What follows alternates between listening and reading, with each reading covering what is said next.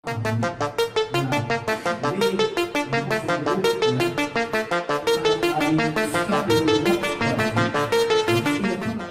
Vina dan Eki pada tahun 2016 kembali digelar. Sidang PK yang beragenda pendengaran saksi ahli pidana, Profesor Dr. Muzakir, di hadapan majelis dicecar oleh pemohon dan termohon. Menurutnya, dalam penanganan kasus Vina dan Eki oleh pengadilan hingga Mahkamah Agung yang merujuk pada Pengadilan Negeri Cirebon, banyak dari hasil pembuktian yang tidak sesuai dengan hukum acara, sehingga perlu adanya peninjauan kembali atau PK dalam kasus pembunuhan Vina pada tahun 2016, terutama terkait pembuktian yang menyangkut para terpidana yang ditetapkan dan dihukum cukup lama oleh Pengadilan Negeri Cirebon tersebut.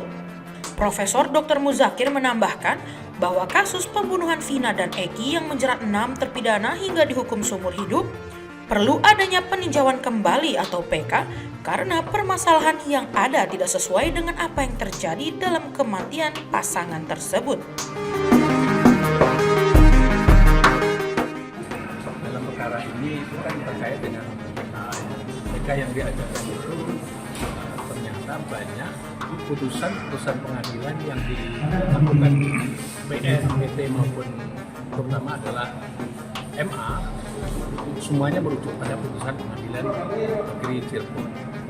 Dan yang menjadi masalah di dalam putusan pengadilan negeri Cirebon itu banyak proses yang disebut sebagai pembuktian dan seterusnya itu tidak sesuai dengan hukum acara pidana.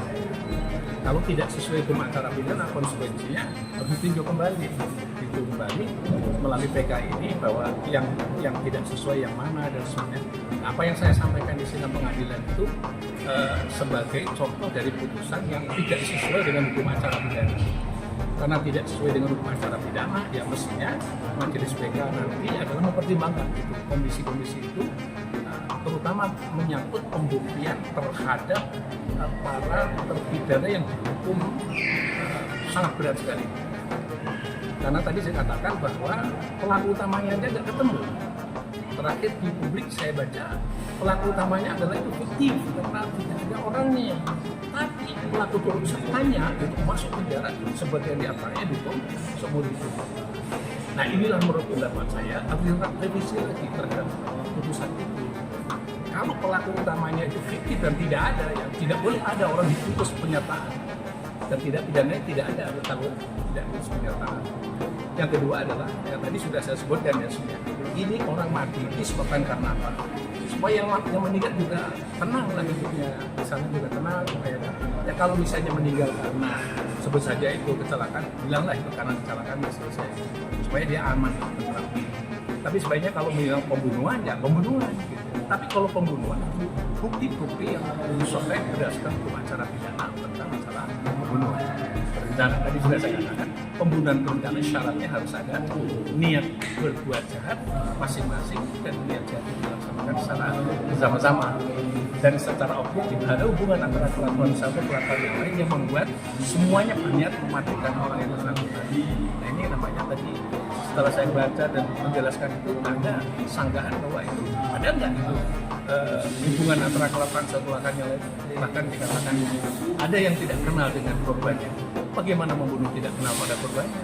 Itu yang menurut saya adalah yang harus disebut saja itu ditinjau kembali melalui PK dan diluruskan kembali. Kalau tidak ada tidak pidana ya harus dikatakan tidak ada pidana, orang terdakwa bebas, terpidana bebas.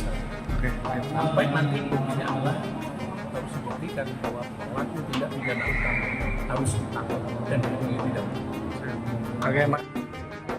Bahkan, ia menambahkan bahwa dalam kasus tersebut, hukum pidana yang digunakan tidak sesuai dengan fakta yang terjadi. Kasus Vina dan Eki pada tahun 2016 silam sebenarnya merupakan kecelakaan lalu lintas tunggal. Kasus tersebut murni kecelakaan di jembatan flyover Talun, Kabupaten Cirebon. Sementara hukuman pidana yang diberikan tidak sesuai dengan berita acara pemeriksaan atau BAP yang ada.